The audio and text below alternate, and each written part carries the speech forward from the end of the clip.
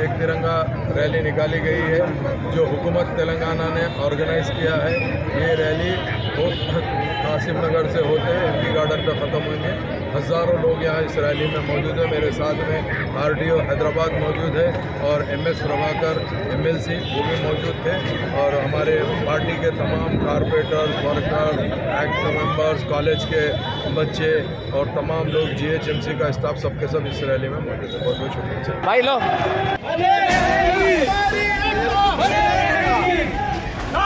Congress